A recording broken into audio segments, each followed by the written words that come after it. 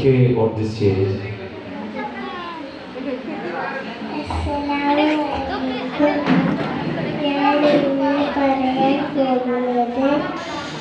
ഒരു പ്രവാചക കഥയാണ്. കഥയുടെ പേര് നബി സല്ലല്ലാഹു അലൈഹി വസല്ലമയുടെ പെരുന്നാൾ സമ്മാനം.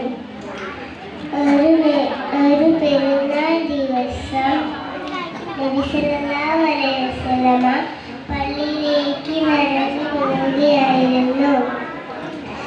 നടന്നു പോകുമ്പോൾ കുറേ കുട്ടികൾ വിട്ട് പള്ളിയിലേക്ക് പോകുന്നത് നബി കണ്ടു.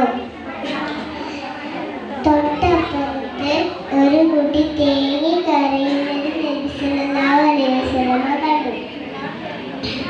നബി സല്ലല്ലാഹു അലൈഹി വസല്ലമ കുട്ടിയോട് ചോദിച്ചു, മോനെ മോനെ നീ എന്തിനാണ് കരയുന്നത്? അപ്പോൾ കുട്ടി പറഞ്ഞു, നബിയേ നബിയേ, എനിക്ക് ഉപ്പയില്ല ഉമ്മയില്ല, വസ്ത്രം വാങ്ങിത്തരാൻ ആരുമില്ല.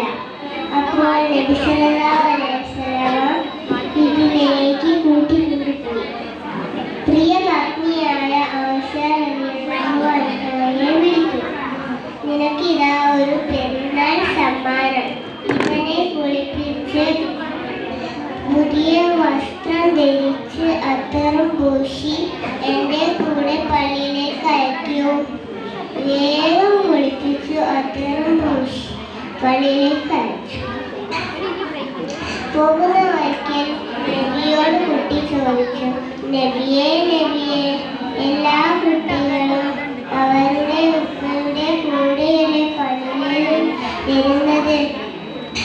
അതിലാരെങ്കിലും ഒരാൾ എൻ്റെ ഉപ്പ എവിടെയെന്ന് ചോദിച്ചാൽ ഞാൻ എന്ത് പറയും? അപ്പോൾ നബി സല്ലല്ലാഹു അലൈഹി വസല്ലമ പറഞ്ഞു, ഞാൻ ആ മിമ്പറിൻ്റെ മുകളിൽ ഉണ്ടാകും, അതാണ് എൻ്റെ ഉപ്പ എന്ന് പറഞ്ഞാൽ മതി. അത് കേട്ട് കുട്ടി തുള്ളിച്ചാടി. കൂട്ടുകാരൻ, നബി സല്ലല്ലാഹു അലൈഹി വസല്ലം ഉപ്പയില്ലാത്ത കുട്ടിയോട് കാണിച്ച കരുണ നമ്മുടെ ജീവിതത്തിലും പ്രകടിപ്പിക്കണം. ഉപ്പയില്ലാത്ത അനാഥ കുഞ്ഞിന്റെ മുമ്പിൽ സ്വന്തം കുഞ്ഞിനെ ലാളിക്കരുതെന്ന് പഠിപ്പിച്ച നബിയെ നമുക്ക് മാതൃകയാക്കാം.